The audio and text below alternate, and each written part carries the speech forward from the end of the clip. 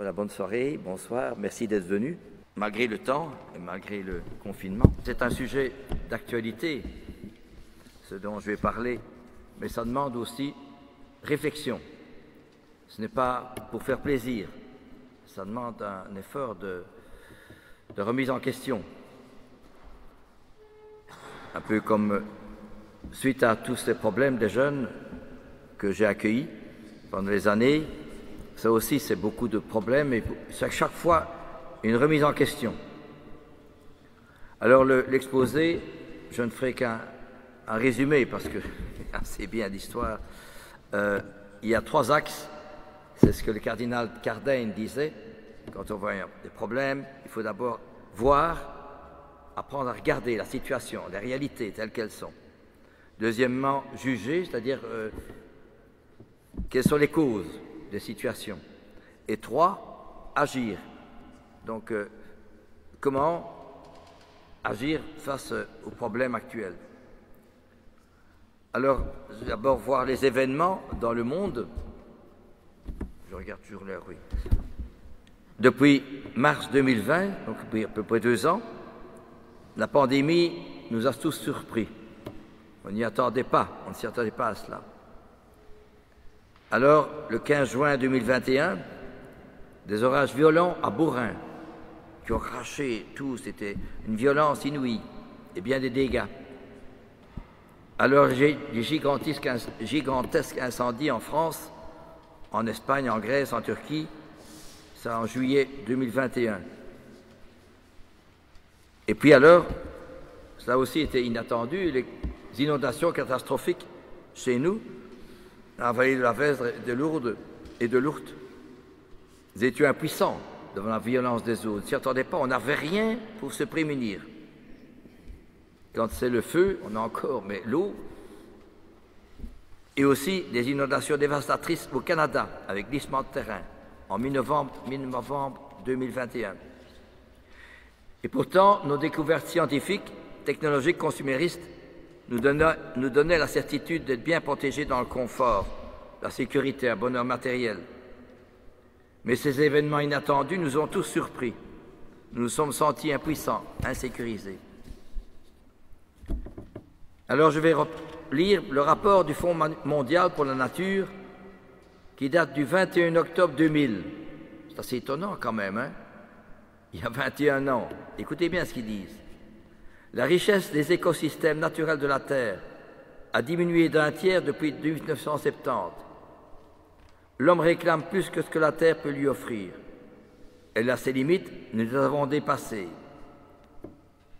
Les causes sont connues, les besoins toujours plus exigeants de l'humanité arrachent des océans des poissons qui ne parviennent plus à se reproduire, détruit en quelques semaines des hectares de forêt qui réclameront des décennies à retrouver leur équilibre originel.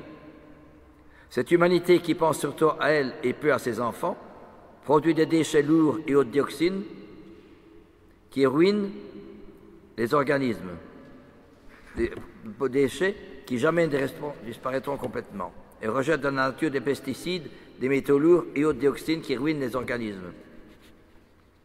Mais le plus inquiétant de la vie de tous reste que cette intense activité gourmande en énergie produit bien plus de gaz carbonique que le globe ne peut physiquement en absorber, au point de l'asphyxier, de dérégler bien plus vite que prévu les subtils équilibres climatiques de l'atmosphère, avec à la clé des tempêtes, des cyclones, des déluges et des sécheresses plus fréquentes, plus violentes et plus meurtrières. On était avertis, hein? 21 octobre 2000, on n'a pas tenu compte. La faute à qui? Aux hommes, certes, mais pas à tous les hommes. Cette humanité qui vient ainsi à crédit sur le compte des générations à venir n'est qu'une partie de l'humanité. Car si tous les Indiens et les Péruviens utilisaient 1 ou 2 voitures par famille, si tous les Chinois et les Malgaches consommaient des fruits et des légumes cultivés à l'autre bout de la planète, si tous les Indonésiens et les Nigériens éclairaient leur route durant la nuit, et si en définitive les 6 milliards d'êtres humains réclamaient un mode de vie identique à celui d'un Américain, d'un Allemand ou même d'un Belge, ce n'est pas une terre qu'il nous faudrait, mais à en croire le rapport présenté vendredi par le Fonds mondial pour la nature, 3 planètes entières aussi généreuses et riches en ressources naturelles. Nous qui nous sommes nés du bon côté du globe, respirons plus d'air que ce que la nature nous autorise. C'est quand même fort ce qui est dit là, hein? Mais on n'en tient pas compte. L'urgence est donc manifeste, le monde occidental a le devoir impérieux de changer son mode de production et son mode de consommation. Donc ça date de 21 octobre 2000, Fonds mondial pour la nature. Alors, autre événement important dans le monde, ici je ne ferai que passer, mardi 21 septembre 21, la RTBF, depuis janvier 2021, 15 000 migrants en Europe. Le pape François disait « La Méditerranée est devenue le plus grand cimetière de l'Europe. Récemment, 27 migrants sont morts en mer. » La Libre Belgique du 20 juin 2021, en 2020, 82 millions de réfugiés demandeurs d'asile.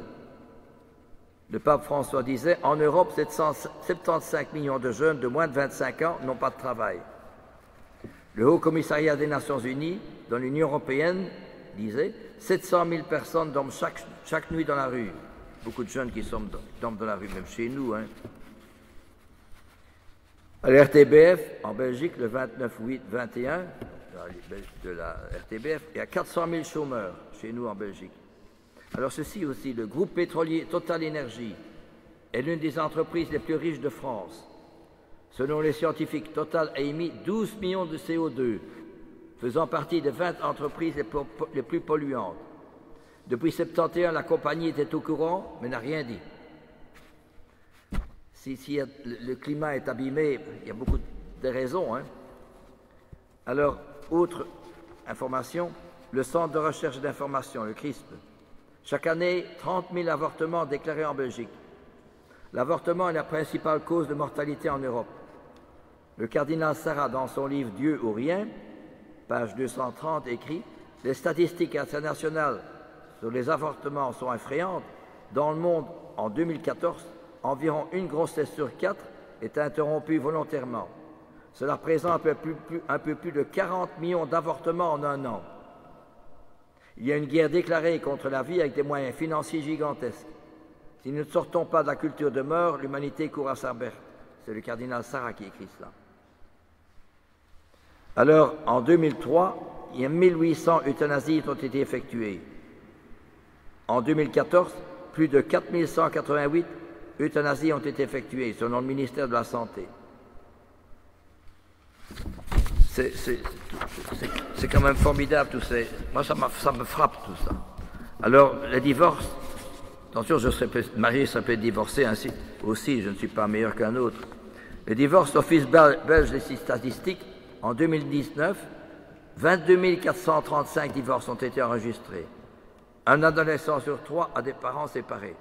Les familles monoparentales, en 2020, 1 718 730 ménages d'une seule personne.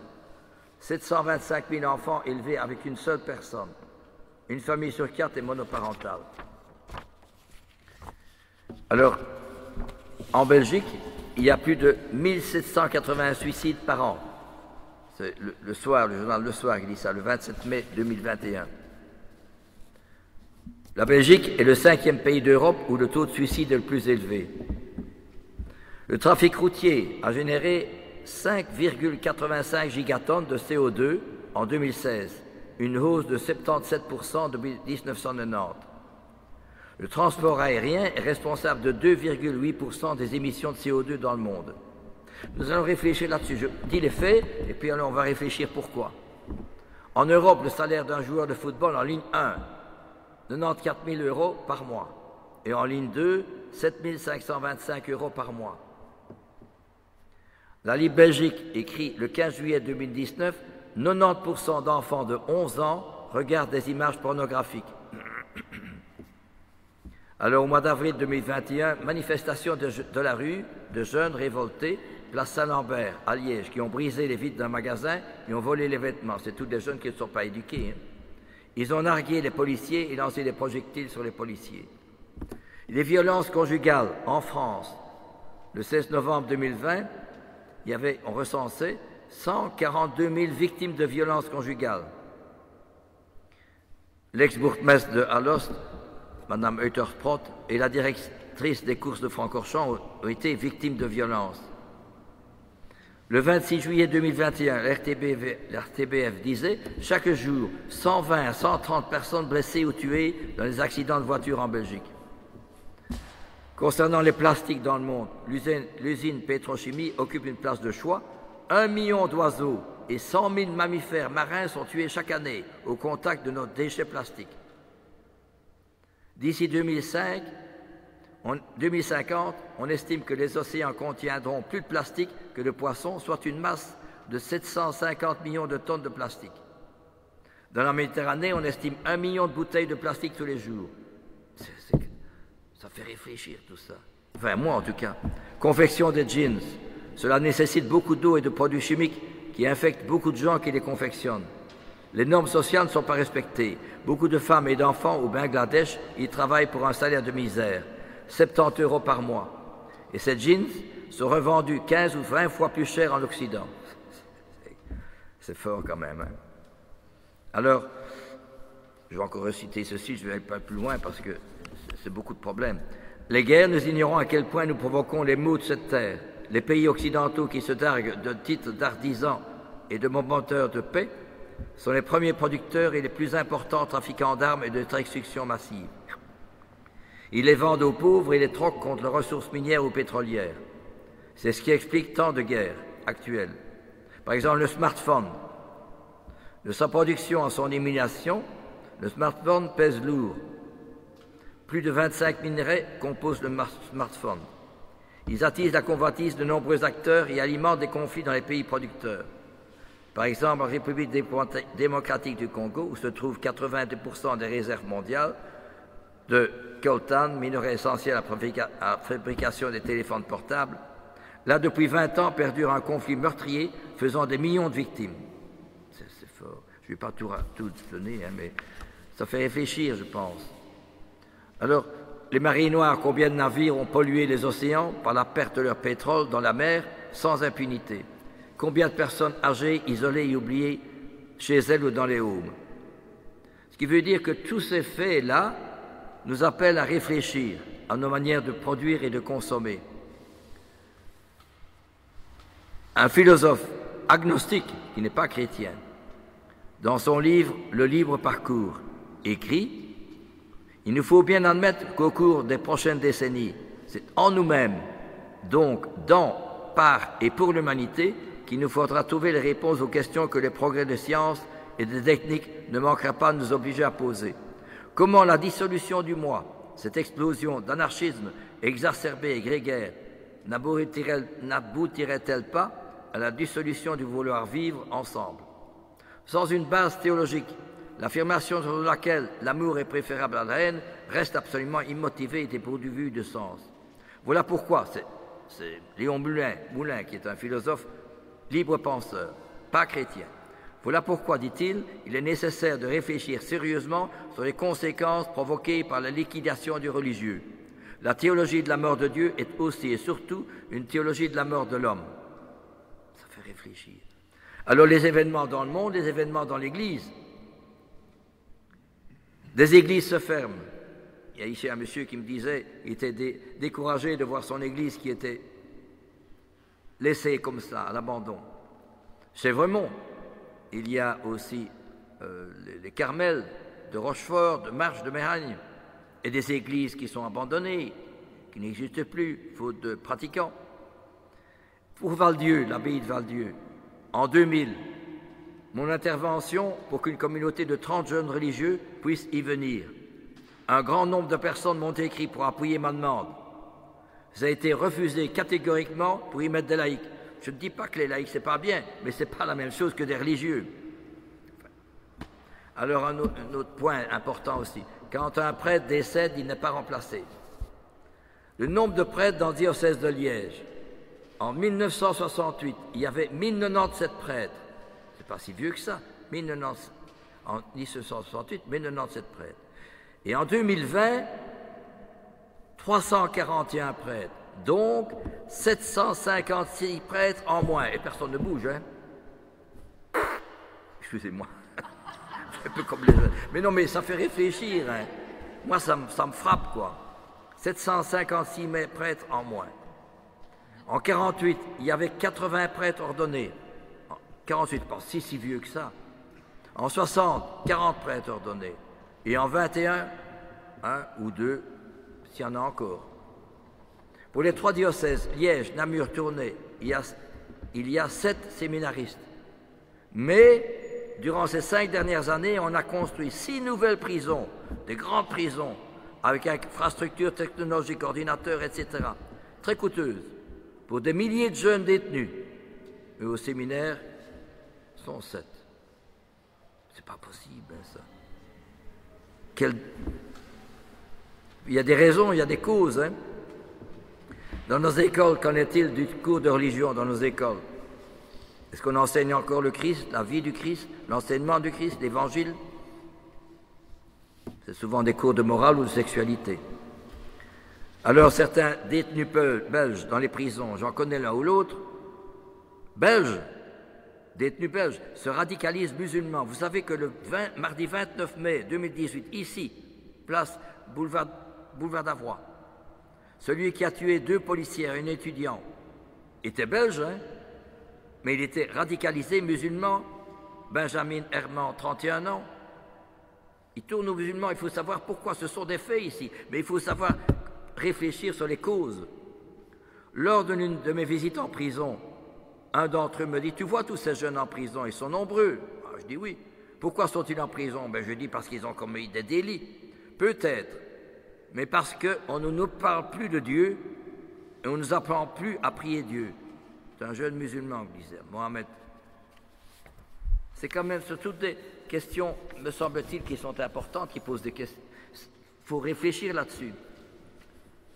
Alors, la cause de tous ces problèmes dans le monde, en 50 ans, l'évolution de nos sociétés était très rapide. Auparavant, les changements mettaient 100 à 200 ans pour évoluer. Les découvertes scientifiques, les innovations technologiques, TV, ordinateurs, smartphones, réseaux sociaux, le consumérisme, les grandes surfaces et les médias ont apporté beaucoup de progrès à la société. Sans nous en rendre compte, ces différentes réalités ont suscité une nouvelle conception de l'homme, une nouvelle anthropologie. L'homme se découvre un immense pouvoir, pris par le TGV de l'avoir, du savoir et du pouvoir. On ne prend plus le temps de penser et de réfléchir sérieusement aux causes de ces problèmes importants que je viens de citer. Il y va de notre avenir, on pense, mais finalement pourquoi? Parce qu'on pense comme on vit. Voilà par exemple les grandes surfaces, les principes du consumérisme. Je choisis, je me sers, je jette. Sans réfléchir, je fais la même chose avec les autres. Quand j'ai besoin de quelqu'un, je vais le trouver. Il est intéressant, il a une belle voiture, une belle situation, il a de l'argent. C'est mon ami. Le jour où il n'a plus l'argent, c'est le désert. C'est comme ça aujourd'hui. Voyez-vous, la pensée ne domine plus l'agir. Je me chosifie. Le travail, c'est la productivité, la concurrence, le burn-out. Le sport, c'est la performance. La voiture, les avions, c'est la vitesse. L'audiovisuel, TV, ordinateur, smartphone, c'est d'une connaissance virtuelle, mais pas toujours réelle. Notre mode de vie. Dans nos maisons, j'ai ça aussi chez moi. C'est une question de ne pas critiquer, mais de réfléchir pourquoi il y a tant de causes, tant de problèmes aujourd'hui. Par exemple, je pousse sur un bouton, j'ai l'électricité. Je pousse sur un bouton, j'ai le chauffage. Je pousse sur un bouton, j'ai la TV. Je pousse sur un bouton, j'ai l'ordinateur, Internet. Je pousse sur un bouton, j'ai le smartphone. Je pousse sur un bouton, j'ai la chaîne IFI. Je mets la clé dans le contact et la voiture démarre. Tout est à ma disposition pour faire ce que je veux. Tout est centré sur la satisfaction du moi-je. On est automatisé. On ne pense plus ce qu'on vit. On pense comme on vit. C'est l'habitude. On est dominé par le matériel. Cependant, 80% dans le monde n'ont pas ce confort. Ça ne veut pas dire qu'il ne faut pas l'avoir, mais j'essaye de réfléchir ici. Pourquoi? Voyez-vous? Alors, bien sûr, je m'aime pour ma réussite familiale, professionnelle, sociale. Et j'aime l'autre pour sa réussite familiale, professionnelle, sociale. Mais c'est un amour superficiel, c'est un amour qui est matériel et en même temps utilitariste. J'ai besoin de l'autre, je le trouve. J'ai plus besoin d'autre, je l'ignore. Voyez-vous? C'est ça. Alors, devant les inondations, on a tout perdu quand même. On s'est retrouvé quand même tout à fait perdu. C'est aussi un gros problème. Mais ça suppose que l'homme se trouve tout seul. Alors voilà, je prends un jour, une maman vient me trouver. Elle me dit qu'elle a fait des heures supplémentaires pour payer les études supérieures de son fils. Une fois le fils dans sa profession, il ne voit plus sa mère. Alors la mère me quitte en pleurant. Malheureusement, je n'ai pas eu l'occasion de lui dire « Donnez-moi où est-ce que vous habitez, où je vous téléphonerai. » C'est l'utilitarisme. J'ai de l'argent, tu as de l'argent, j'ai besoin de toi. Tu n'as plus de l'argent, c'est le désert. Excusez-moi, mais c'est comme ça. Après 7 ans de vie de couple, le ménage se brise. Le papa dit à son beau-fils, qui a une très belle situation, « Tu ferais bien de penser à tes enfants avant de faire le divorce. » Et celui-ci répond, « Je paye des institutions pour ça. » C'est pas possible, ça. On ne sait plus ce que c'est que être papa, avoir des enfants, éduquer les enfants, on ne sait plus. Fric. Excusez-moi, mais c'est comme ça. Les relations se fragilisent. Hein? On perd le sens de la vie. Dire c'est pas aussi. Merci, je t'écoute, je te comprends, je t'encourage, je te reste fidèle, je te pardonne, je te garde mon amitié. On perd le sens de la vie. Alors, cause de tous ces problèmes, ça c'est ici jugé, vous voyez aussi les causes de ces problèmes dans le monde, mais maintenant dans l'Église, ça aussi c'est important. Parce que nous disons, oui, mais il faut comme ceci, il faut comme ça, l'église aussi, à la messe il s'est passé ça, alors c'était bien. Mais il faut réfléchir. Hein. Quel est l'avenir de l'église? Nous sommes tous responsables de l'avenir de notre église. Je suis l'église, chacun et chacune d'entre nous. L'église sera ce que j'en fais maintenant. C'est important tout de même. Alors, on va voir, avant 1970, c'est une note historique ceci, et puis après 1970, j'ai mis une date comme ça, mais c'est bien vrai. Donc au début de la moitié du XXe siècle. Le prêtre était tenu chaque jour récitation de bréviaire, à peu près toutes les heures de la journée. Alors, une demi-heure d'oraison, le chapelet, la visite au Saint-Sacrement, l'examen de conscience, et chaque semaine, le vendredi, le chemin de croix, et le samedi, la confession. Le prêtre portait la soutane, je ne dis pas qu'il faut revenir, mais c'est une réalité historique. À l'époque, on considérait le prêtre comme un homme de Dieu, voué d'abord à la prière. Qu'on soit pour ou contre, je m'en fiche, hein, moi. Mais c'était comme ça à l'époque. Je ne dis pas qu'il faut revenir à cela, mais c'était comme ça à l'époque. Et à l'heure avant, l'Église avait de fortes structures. En famille, il y avait le dialogue, la compréhension, la communauté, les repas ensemble, l'autorité, la tendresse, la prière. Il n'y avait pas de télévision. La paroisse, la messe dominicale, 5 ou 6 messes le matin. Il n'y avait pas de messe le soir, ni le samedi soir.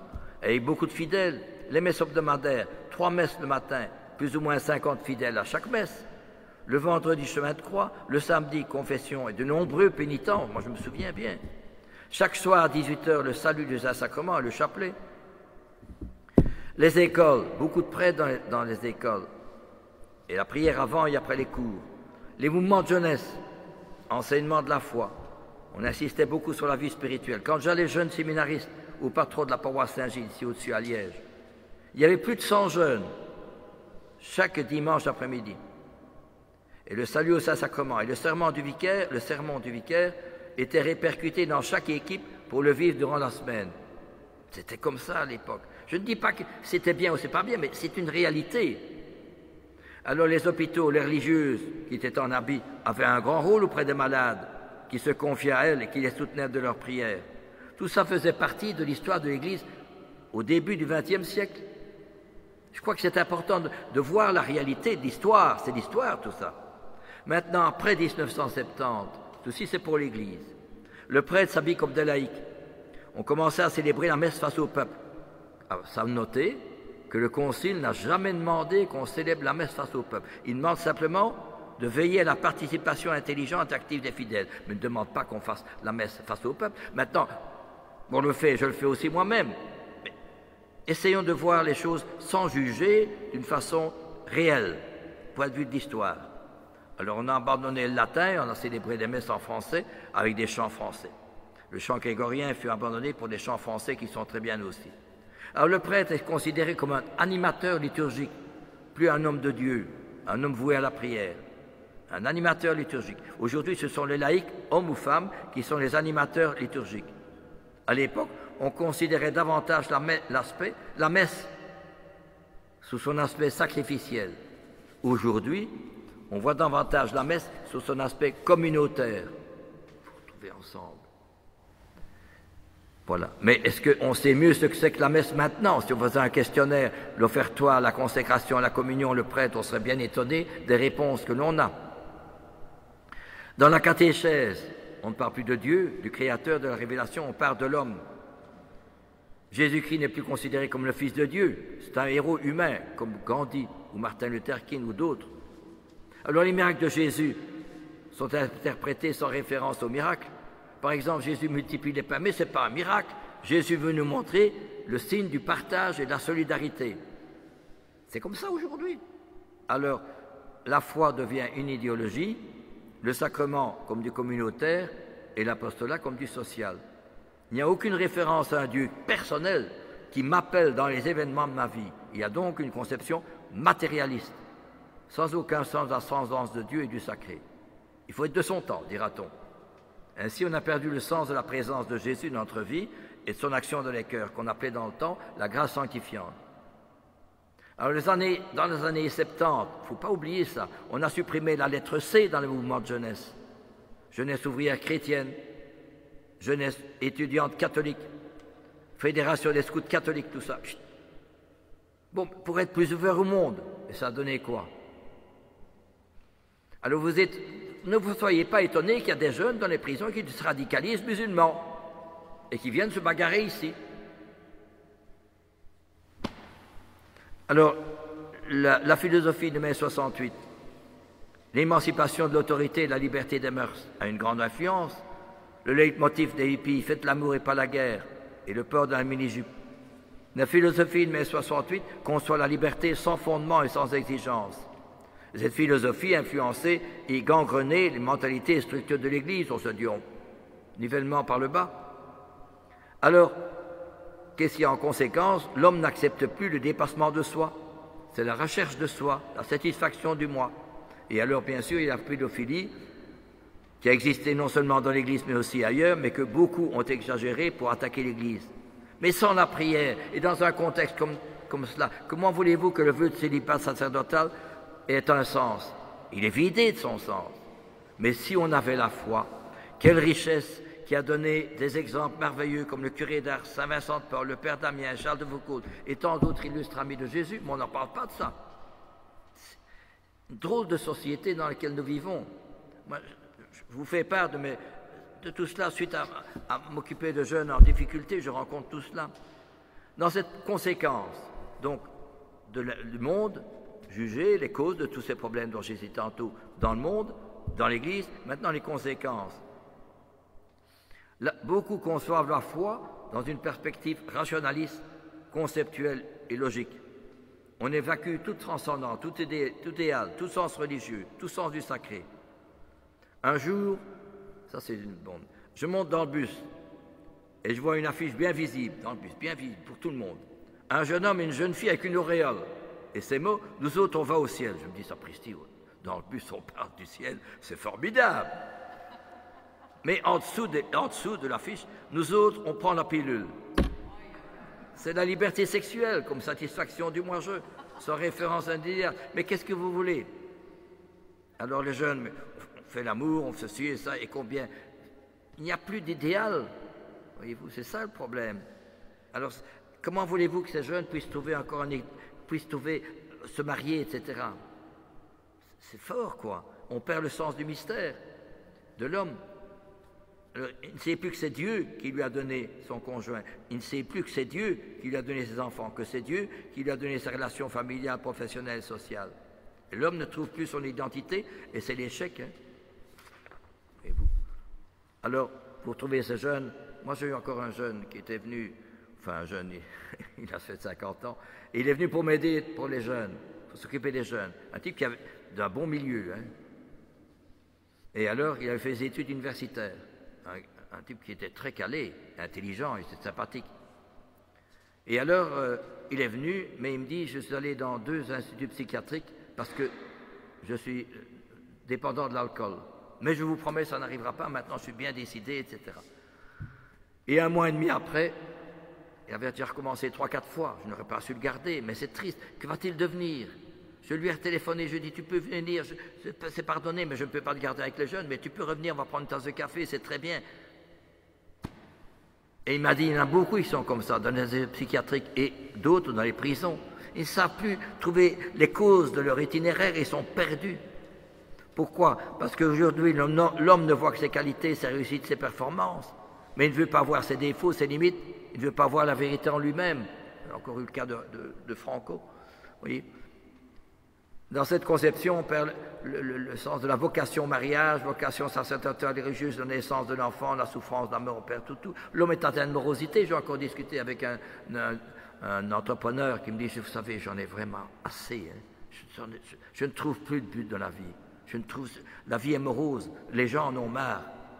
Dieu est de grand absent. Alors les conséquences de tout cela, et ceci est le plus important, c'est une nouvelle anthropologie qui règne aujourd'hui. Mais on ne réfléchit pas, on ne pense pas. On pense comme on vit, mais on ne pense pas ce qu'on vit. C'est une nouvelle conception de l'homme. On a remplacé Dieu par la liberté. La liberté est un absolu, c'est l'autodétermination. C'est le relativisme et l'indifférence. Et là, on a tué le Père. C'est-à-dire qu'on perd le sens de l'autorité, du respect, de l'obéissance, de la fidélité, du devoir, toutes valeurs qui sont essentielles à l'homme. On a tué le Père. Une maman me téléphone. Sa fille de 18 ans veut subir une opération pour changer de sexe. Cette femme pleurait au téléphone. Qu'est-ce qu'il faut faire? Elle a 18 ans, elle est majeure. C'est grave, hein? Vous comprenez? Alors la nouvelle théorie américaine de gender, du genre, c'est une nouvelle idéologie qui redéfinit le couple, le mariage, la filiation et les relations entre les hommes au nom de la parité et des orientations sexuelles. Moi, je suis PD, aussi, ben, c'est très bien. Bon, toi, tu es marié, lui, voilà. Ceci est le plus grave et le plus dangereux, mais on veut enseigner cette doctrine dans les écoles. À force de ne plus penser ce qu'on vit, on finit par penser comme la société nous fait penser. À force de ne plus vivre ce qu'on croit, on finit par croire ce qu'on vit. On ne pense plus, on ne réfléchit plus. Alors on comble le vide par l'alcool, la drogue, le suicide. Il n'y a que les poissons morts qui suivent le courant. Voyez-vous, je ne vais pas aller plus loin, mais après je vais essayer de... Voyez-vous, on a perdu le sens du bien et le sens du mal. Dans tout homme, il y a le bien. Dans moi, il y a chacune d'entre nous, le bien et le mal. Mais aujourd'hui, la source du bien, c'est Dieu, et la cause du mal, c'est le Satan. Mais ça, on oublie cela. Quand j'ai encore eu un jeune qui s'est ramené, qu'il avait bu, il était violent quand il boit. Eh bien, ça, c'est le mal. Derrière le mal, il y a Satan. Et ça, on oublie. Si on ne prie pas, si on ne croit pas en Dieu, c'est évident que je suis le mauvais côté. S'il y a des violences conjugales, mais il y a le mal et il y a le bien. Est-ce que vous croyez que la directrice des courses de Francorchamps était plus mauvaise que moi? Mais non, c'est pas vrai. C'est parce que justement, on a perdu ce sens de la vérité de l'homme, le bien et le mal. C'est évident que quand je me laisse aller, etc., et que son mari s'en allait plus, eh bien, il y a le démon derrière qui sépare l'homme et qui veut dire tue, vas-y, en avant. Vous comprenez, c'est la violence. Et c'est terrible dans les violences conjugales, c'est abominable. Vous comprenez, c'est fou, quoi. Voyez-vous? Alors, le cardinal Sarah dit ceci: le fait de refuser à Dieu la possibilité de faire irruption dans tous les aspects de la vie humaine revient à condamner l'homme à la solitude. Une profonde ressemblance entre le mirage communiste, la folie nazie et le libéralisme démocratique, tel que nous le connaissons aujourd'hui. Ces trois idéologies se ressemblent. Le communisme et le nazisme ont inventé des camps d'extermination. L'idéologie libérale démocratique se sert de la persécution médiatique et de l'endoctrinement dès le plus jeune âge. Les médias ont un pouvoir de séduction, de conditionnement, de pression psychologique et d'embrigadement redoutable dont les jeunes sont les premières victimes. Alors c'est la dictature du relativisme, il n'y a plus de vérité. Et l'indifférence à l'égard de la religion, disait Jean-Paul II, est aussi dangereuse que l'athéisme militant. On s'en fiche, hein? Il n'y a plus rien, il n'y a plus de vérité. Je regarde l'heure pour ne pas être dépassé. Alors, quels outils pour construire l'Église de demain? Quels sont les outils? Eh bien, il y a des gens chrétiens qui ont réfléchi à cela. Il y a 2 livres de Rod Dreher, qui est un journaliste américain de New York Times. Comment être chrétien dans un monde qui ne l'est plus? C'est un livre qu'il a écrit en 2017. Et il nous dit, nous autres chrétiens occidentaux, nous vivons notre propre déluge. La crise spirituelle que nous traversons est la plus grave depuis la chute de l'Empire romain de la fin du Ve siècle. La décomposition de la famille naturelle, la perte des valeurs traditionnelles, la fragmentation des communautés sont de graves erreurs. Pour ça qu'il faut revenir à l'exemple des moines, dit-il dans son livre. Et il a écrit un second livre en 2021, Résister aux mensonges, vivre en chrétien dissident, et il compare la situation des chrétiens chez nous, dans le totalitarisme idéologique de notre société occidentale, à la situation des chrétiens dans le régime communiste, dans des situations de violence inouïe. Mais il dit, ces violences peuvent venir chez nous. Mais pour l'instant, ce sont en sournois, souterrains, avec des gants de velours. Mais il y aura des violences comme cela. Déjà, les violences conjugales, c'est déjà un signe. Alors, le 25 juin 2021, l'interview de M. Georges Habsbourg-Lorraine, ambassadeur de Hongrie en France, disait « Il est bien plus important de revenir à une Europe chrétienne que de parler du danger de l'islam en Europe. Le danger de perdre notre foi est bien plus grand que le danger représenté par l'islam. » Et alors enfin, un beau film, Une vie cachée, un magnifique exemple de fidélité et de vérité. Histoire vraie de Franz Jagerstatter, paysan autrichien qui a refusé de s'engager dans l'armée allemande. Arrêté, conduit en prison, il subit brimades et violences. Exécuté en 1942 pour trahison, il est béatifié par Benoît XVI comme martyr en 2007. Ce film est un magnifique exemple de fidélité et de la vérité. C'est très beau, c'est un bel exemple dans nos sociétés où on dit oh, tant pis, on se laisse aller. Hein. C'est pour ça qu'on dort dans nos sociétés. On devrait être plus nombreux ici, cette conférence, on devrait être plus nombreux quand on passe tout ce qui se passe. Quand on voit qu'il n'y a plus de prêtres. On ne réfléchit pas. Quand donc sortira-t-on de notre torpeur? Moi, je vois tous ces jeunes abîmés, c'est terrible. Là. On a peur de se poser les vraies questions, on a peur d'être dérangé. C'est un phénomène d'implosion. Ça veut dire que tous ces événements actuels dont je vous ai cités sont un sérieux avertissement pour retrouver les vraies valeurs, le vrai sens de notre vie. Tous ces événements nous imposent, nous appellent à réfléchir sur le sens de notre vie, retrouver une vraie anthropologie. L'homme se définit par son intériorité, par sa foi, par son, son enthousiasme, sa foi surtout. Ce qui permet le triomphe du mal, c'est l'inertie des hommes de bien. Voyez-vous. Alors, l'exemple de nos aînés. Où sont les grands pèlerinages d'antan? Où sont les grandes processions d'antan? Où sont les grands offices du premier vendredi du mois? Où sont les jours de mission et de retraite d'antan? Où sont les files devant les confessionnaux? Vous me direz, mais tout ça, c'est du passé. Mais bien sûr, on ne saurait pas revenir. Mais tout cela est remplacé par quoi? Smartphones, réseaux sociaux, TV, films, de violence de sexe, football, publicité, voitures, voyages. Mais il y a eu beaucoup de gestes de solidarité magnifiques et généreux lors des inondations. C'est vrai. Mais cela ne répond pas aux problèmes du réchauffement climatique ni aux problèmes de la pandémie, ni les problèmes que dont je viens de citer. C'est pourquoi il faut réfléchir et se poser les vraies questions.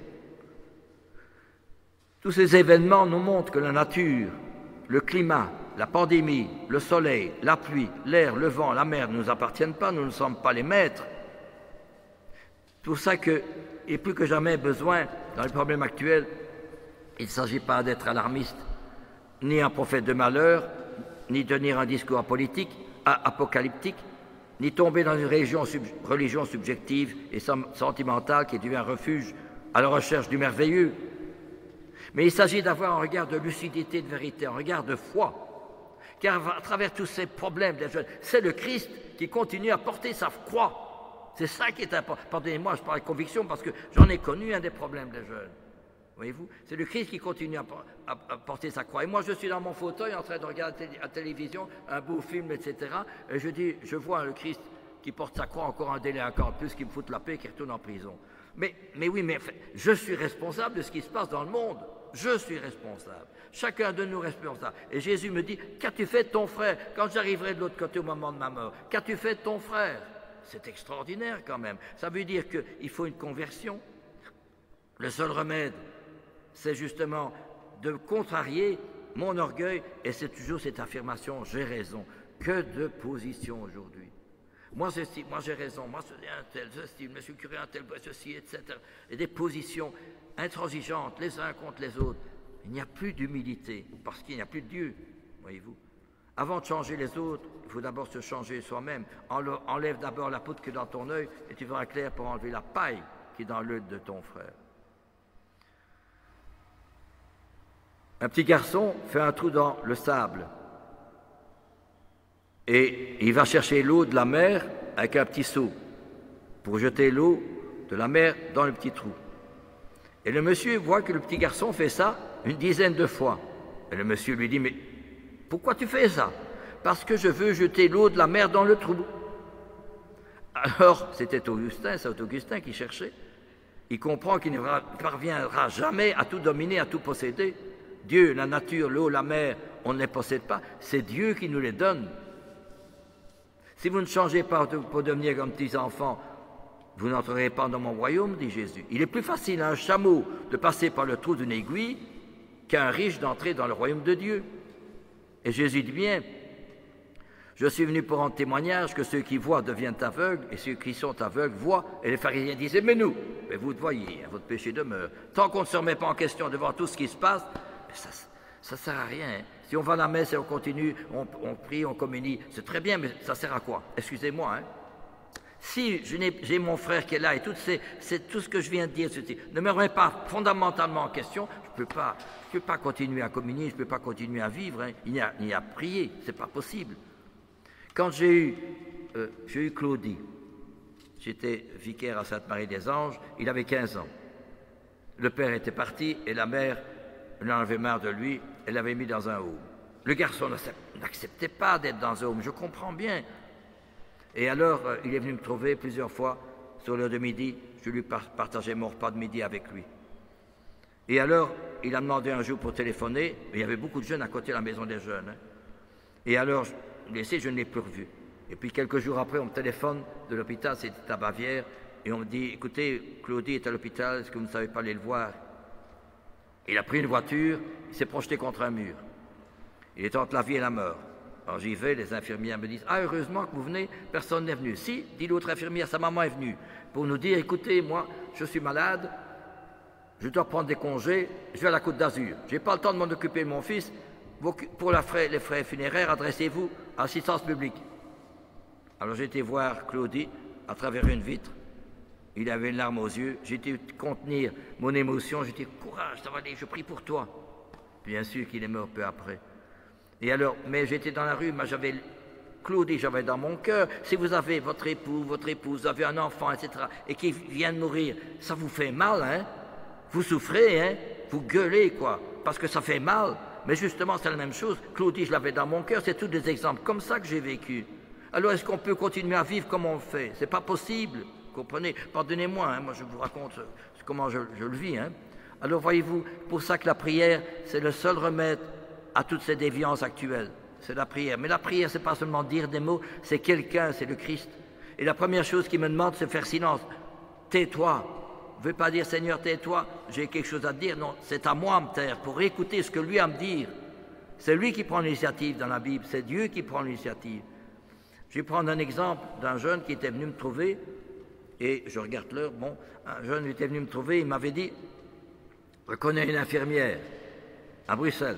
Mais elle était fort intelligente, elle avait 2 diplômes, infirmière et assistante sociale.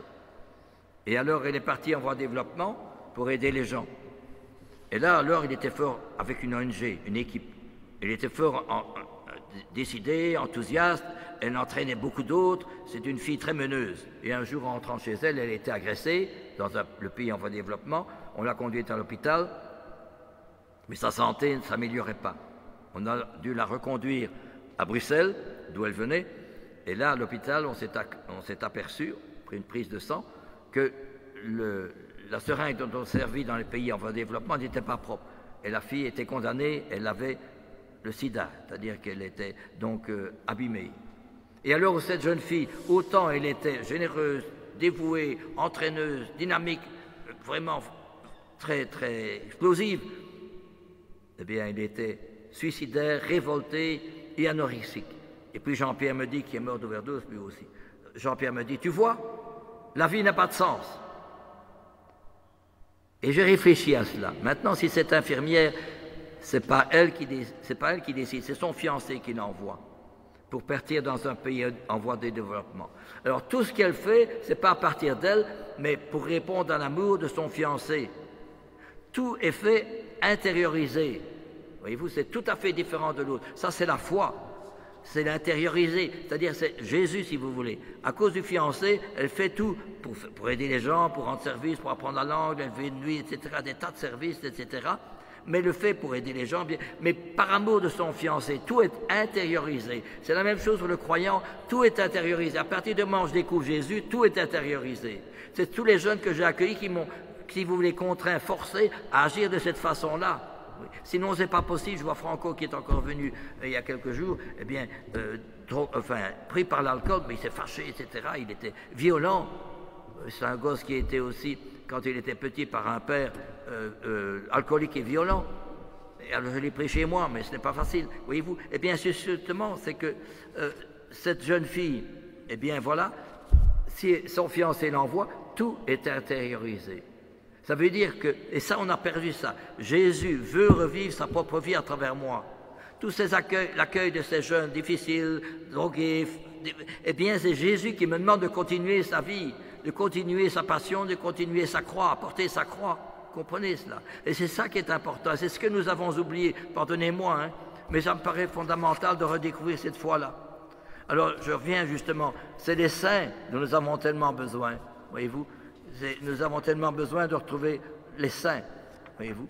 Et alors, je prends ceci. Vous me direz, oui, mais quels sont les outils pour construire l'Église de demain? Eh bien, ce sont des outils tout à fait contraires au monde. Le monde voit le résultat, l'efficacité, le rendement, etc. Mais chez Jésus, ce n'est pas ça qu'il voit. Il voit d'abord l'intention, c'est-à-dire de le faire tout par amour.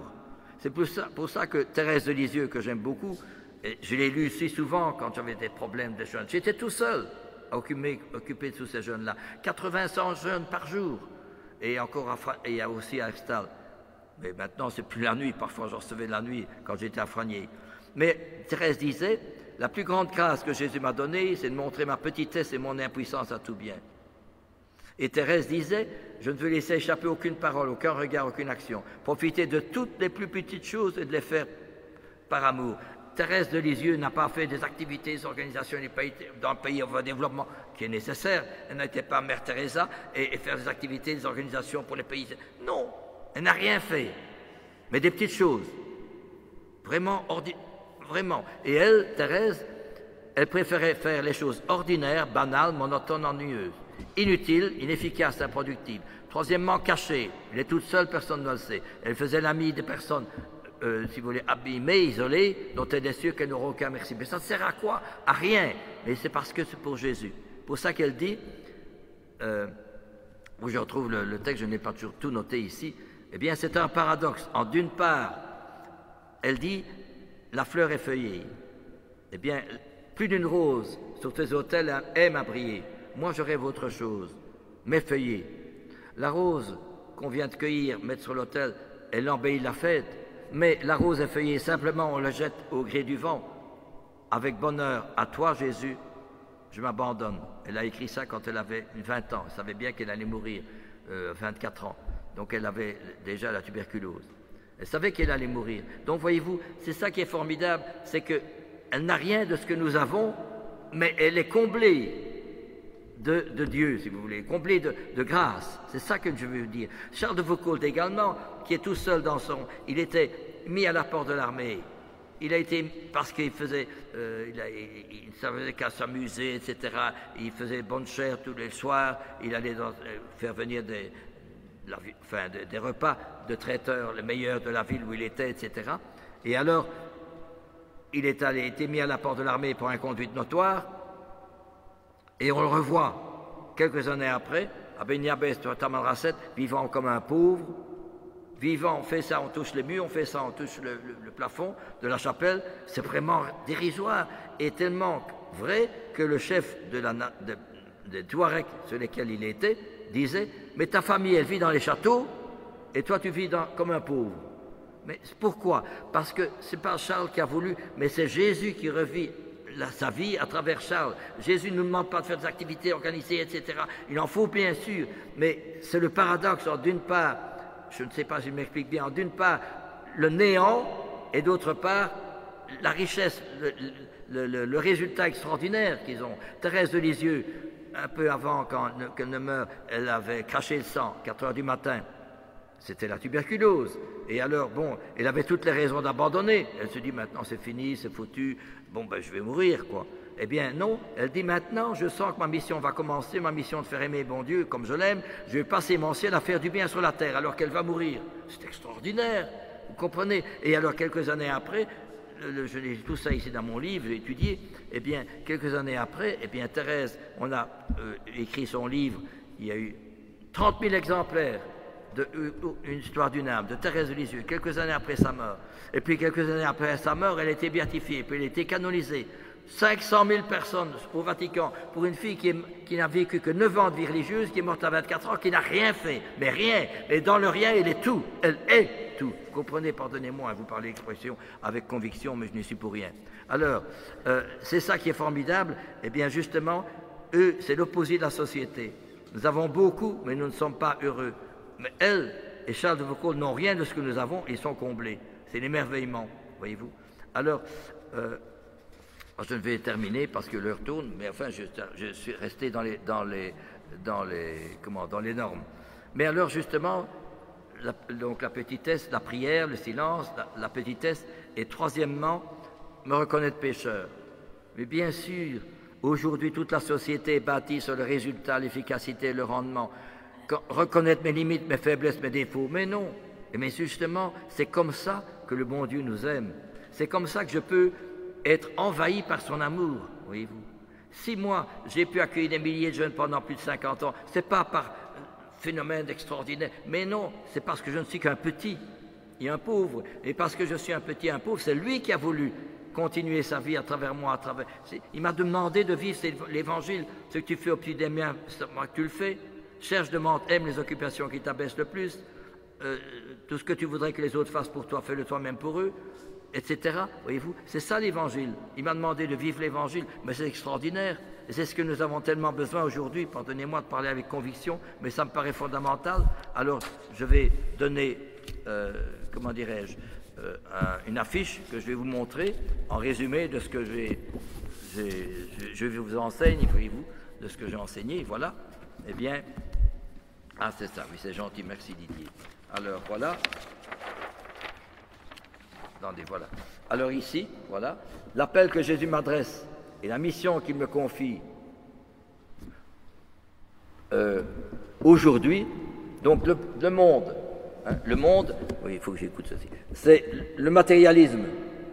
Mais Jésus, tourne vers moi, Jésus, par l'Eucharistie et l'Évangile, m'appelle et me transfigure et me confie une mission, sa mission.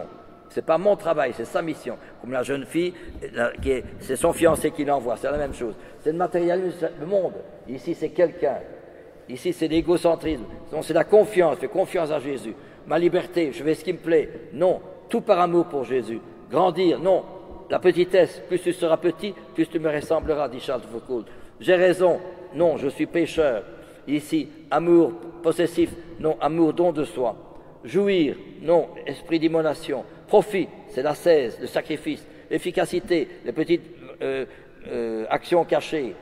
Le pluralisme, non, la vérité de vie. Ici, le travail institutionnalisé, non, une mission personnalisée. Donc ça veut dire ici, conséquence, perte du sens de la vie. Cette jeune fille dit, j'en ai marre, tu vois, la vie n'a pas de sens, dit Jean-Pierre. Mais ici, elle trouve la certitude, et d'autre part, les épousailles, travailler pour les autres, soulever le monde, eh bien ici c'est la vie, et là c'est la mort. Vous comprenez? Alors ça veut dire que dans le cœur de l'Église, je serai l'amour, ainsi je serai tout, ainsi mon rêve sera réalisé. C'est extraordinaire. Et alors, Charles de Foucault disait aussi, Charles de Foucault disait aussi, à la fin de sa vie, le jour où il allait être, il ne savait pas qu'il allait être tué, mais il écrivait à sa cousine Marie de Bondy, notre anéantissement, c'est-à-dire l'échec total de sa vie, il est allé quatre fois en France pour trouver des frères, trouver des prêtres, trouver des religieux, trouver des moines, pour venir aidez-moi, aidez-moi, aidez-moi. Personne. Ben, c'est une vie dure qu'il avait. Et puis alors, deuxièmement, il a sillonné le Sahara, il a rencontré des tas de musulmans, des milliers de musulmans, aucune conversion. Donc, tout seul, aucun frère, aucune conversion, c'est l'échec total. Et il dit, l'anéantissement, le moyen le plus puissant que nous ayons de nous unir à Jésus, de faire du bien aux âmes. C'est extraordinaire, hein?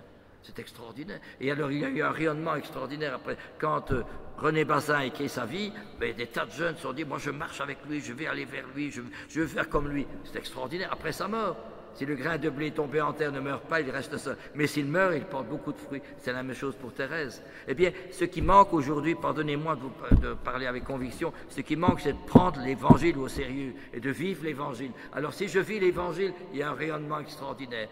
Bien sûr, c'est la croix, c'est difficultés, mais justement à travers la croix, même à travers Franco qui était venu, il s'est fâché sur moi parce qu'il avait bu, eh bien justement, c'est le Christ qui continue sa passion. C'est ça, c'est une joie pour moi, parce que le Christ, tandis que c'est tout le monde me porte, etc., acclame, non, c'est bien, c'est la dernière place, l'amour de la dernière place soulève le monde. Voyez-vous, c'est ça qui est extraordinaire. Archimède avait dit, donnez-moi un levier et je soulèverai le monde. Ce qu'Archimède n'a pas pu trouver parce que sa demande n'était faite qu'au point de vue matériel, les saints l'ont obtenu dans toute leur plénitude. Le point d'appui, c'est Dieu et Dieu seul, Jésus, l'Évangile, et le levier, c'est la prière, le sacrifice. Eh bien, c'est comme ça que les saints, dans le temps, ont soulevé le monde, c'est comme ça que les saints, aujourd'hui, soulèvent le monde, c'est comme ça que les saints de demain soulèveront le monde. C'est extraordinaire, hein? C'est ça qui nous manque, c'est la foi. Ce qu'il faut, c'est retrouver Jésus-Christ au sein des problèmes dont j'ai tout parlé tantôt, de tous ces problèmes-là, au cœur des masses. C'est pour ça que j'avais fait ici, n'est-ce pas, cette brochure, avec tous des jeunes qui jouent au kicker, des jeunes qui sont ici, au cœur des masses, le Christ au cœur des masses, n'est-ce pas? Eh bien voilà, c'est ça, c'est pas pour se promener avec eux en soutane ou quoi, mais non, mais pour témoigner du Christ, en donnant sa vie pour eux. Eh bien, ça, c'est extraordinaire. Il n'y a pas de plus grand amour que de donner sa vie pour ceux qu'on aime. Voilà, pardonnez-moi d'avoir parlé avec conviction. Je vous remercie beaucoup pour votre écoute et j'avais demandé éventuellement, s'il y a 2 ou 3 parmi vous qui seraient d'accord de marcher comme cela, venez ici le mardi pour l'adoration, 18h jusque... Non, oui, 18h, non, 17h jusque 19h. Et puis alors chez moi le jeudi de 18h à 20h, oui, mais c'est l'adoration à la chapelle du foyer, eh bien voilà, oui, mais qu'au moins qu'il y ait entre quelques chrétiens cette foi des saints. Ce qui nous manque justement aujourd'hui, pardonnez-moi de parler en conviction, ce qui nous manque, ce n'est pas des institutions, il n'en plus des institutions pour aider les jeunes, où ils peuvent se laver, où ils peuvent manger, où ils peuvent faire ci et ça. Et les gens là qui sont là travaillent bien, mais ce qu'il nous faut, ce sont des saints. Il nous faut de nouvelles Thérèse de Lisieux, de nouveaux Père Cole, de nouveaux Frères Monsieur Marie, de nouveaux Charles de Foucault. Non pas pour faire comme eux, mais pour avoir dans notre tête la même intelligence de la personne du Christ, de l'Évangile, et d'avoir dans notre cœur ce même feu de l'amour qui brûlait leur cœur. Alors oui, nous pouvons construire le monde. Et le cardinal Cardin disait, si à 40 ans on n'a pas plus de feu qu'à 20 ans, si à 60 ans on n'a pas plus de conviction qu'à 40 ans, si à 80 ans le feu qui nous anime n'est pas plus brûlant qu'à 60 ans, on a raté sa vie. Eh bien, c'est ce que je vous souhaite, frères, mes chers amis, d'être venus. Je vous remercie beaucoup d'être venus prier pour l'humble et pauvre prêtre que je suis, pour que le bon Dieu puisse se servir toujours de moi humblement, pour que je reste toujours la dernière place. Et alors voilà, c'est ça qui est important. Il nous faut des saints. Prions pour qu'il y ait des saints, que les prêtres soient saints, qu'on retrouve la prière, l'adoration, le Saint-Sacrement, et la flagellation si c'est nécessaire. Seule la nuit, on ne sait pas dormir, on lève les bras en croix, on se met à genoux et on prie le chapelet. C'est formidable. Pardonnez-moi, je m'arrête. Au nom du Père et du Fils et du Saint-Esprit. Amen. Voilà, pardonnez-moi. Voilà, tout ce que mes brochures sont ici, tout ça c'est pour dire que tout ça c'est voilà. C'est bien. Merci beaucoup d'être venu. Voilà, et alors continuons, n'oubliez pas d'éteindre, continuons comme cela et prions pour tous ceux qui ne sont pas venus, prions pour tous ceux qui sont loin, qui se posent des questions et tous ces gens qui n'ont plus de maison là à cause des inondations. Ça aussi c'est un gros problème. Et prions pour qu'il n'y ait plus d'apôtres. C'est ça qui nous manque. Ce sont des apôtres, ce sont des saints. C'est de ça que nous avons le plus besoin. Hein. Oh, c'est abominable, hein, c'est ça qu'il faut. Hein. Il nous faut des saints. On a beau mettre les mains, voilà, par exemple, on a dit qu'il y a une nouvelle manière, un nouveau missel avec des messes, des prières. C'est très bien, je le fais. Hein. Dès que tantôt j'étais perdu un peu dans ce nouveau missel, n'est-ce pas? Mais c'est très bien, très beau, c'est magnifique, c'est splendide, tout ce que vous voulez. Mais ce qu'il nous faut, ce sont des saints. Hein. C'est ça qu'il faut retrouver, des âmes saintes. Une fois, j'avais eu un papa, je m'arrête là parce que sinon des histoires je pourrais en raconter. J'ai eu un père qui était venu me trouver, qui m'a demandé de passer un peu chez nous. Et alors il avait ce fils-là, ce fils avait réussi toutes ses études donc d'humanité, première classe, un type fort intelligent. Et puis alors il est allé à l'université, ingénieur. La première année ça a été plus ou moins, la seconde année il était avec les copains, il est parti, on allait s'amuser, etc. Bon. Et puis alors il est tombé dans la drogue. Et le papa est venu m'appeler chez lui. Et alors, il m'a montré, regardez, voilà sa chambre. Un palais, plein de bazar, plein de trucs, enfin, des vêtements, et des chaînes filles, tout ce que vous voulez, etc. C'est très beau. Et à un moment donné, le père me regarde, il se met à pleurer. Et dit-il, j'étais pauvre avant, je n'aurais pas voulu que mon fils connaisse la pauvreté, c'est pour ça que je l'ai gâté. Et alors, je dis, monsieur, courage, ça va aller. Je lui dis courage, et je fais ce que je peux pour l'aider. Et alors, je prends congé de lui et de son épouse. Et 2-3 semaines après, on me téléphone. Le fils est mort d'overdose, 24 ans. Il n'avait que ce fils-là. Ses parents, ces gens-là sont inconsolables. Que voulez-vous? Je ne les accuse pas, mais ce qu'il y a, c'est qu'on a fait le jeu de la société, on ne réfléchit pas. Hein. On ne réfléchit pas, et qu'est-ce que vous voulez, c'est comme ça, et puis voilà. Je connais, enfin je vous raconterai encore des tas d'histoires, mais c'est fort quand même, on laisse aller, il faut être de son temps. Mais oui, mais alors ça va, où est-ce qu'on va avec ça? Il nous faut, c'est comme le film, Une vie cachée, c'est ça, le film, Une vie cachée. Eh bien, lisez, prenez ce film-là, mais c'est formidable. Hein. Il était tout seul, il a tenu bon malgré tout, pour dire je ne suis pas d'accord d'aller faire la guerre. Il en est mort, eh bien justement, mais c'est ça, maintenant on l'a béatifié, mais c'est formidable, il nous faut des lutteurs, des combattants, vraiment des soldats pour lutter contre le grand, si vous voulez, ce tsunami du matérialisme et du consumérisme. Je ne suis pas contre la consommation du matérialisme, c'est sûr, mais ce qu'il y a, c'est qu'on ne réfléchit pas assez, on ne prend pas assez Jésus-Christ, vraiment, volontairement. C'est Jésus-Christ qui compte, c'est Jésus qui sauve les âmes. Et justement, il nous faut des saints, c'est ça que je veux dire. Alors pardonnez-moi d'avoir parlé avec conviction. Voilà, je m'arrête. Je vous remercie beaucoup pour votre présence et votre soutien. Priez pour l'humble et pauvre prêtre que je suis. Et j'ai fait la connaissance d'un jeune qui est ici, là, et qui est bien sympathique. Et j'espère le revoir. Il m'a donné son adresse, je crois. Et alors comme ça, nous pourrons ainsi davantage travailler ensemble par la prière et le sacrifice pour sauver des âmes, pour soulever le monde. Thérèse de Lisieux était toute seule, Charles de Foucault était tout seul, le père Leb était tout seul, le père Damien était tout seul. Mais c'est extraordinaire, ils ont soulevé le monde. Hein. C'est formidable, hein, voyez-vous. Et le père Damien, quand il était s'occupait des lépreux, il aurait pu retourner dans son pays et dire non, je ne vais pas, c'est trop dur. Il est resté et il disait, c'est en allant souvent devant le Saint-Sacrement que je pouvais trouver le courage et la force d'aider mes amis les lépreux. C'est extraordinaire, voyez-vous. Il y a une similitude entre Jésus qui donne sa vie et le Père Damien qui donne sa vie. Ça veut dire que c'est Jésus qui revit sa propre vie à travers le Père Damien. C'est ce que nous avons oublié aujourd'hui. Nous sommes tellement pris par le monde matérialiste que nous avons perdu que Jésus a soif d'apôtres, Jésus a soif de saints, Jésus a soif de revivre sa propre vie à travers moi. C'est ce que nous avons oublié, n'est-ce pas? Et c'est ça l'essentiel. Pardonnez-moi, je m'arrête parce que sinon je ne continuerai pas. Voilà, un grand merci pour votre présence. Et merci beaucoup pour pour votre présence et pour ce que vous avez dit, et m'avoir écouté, moi, humble et pauvre prêtre du diocèse de Liège. Voilà.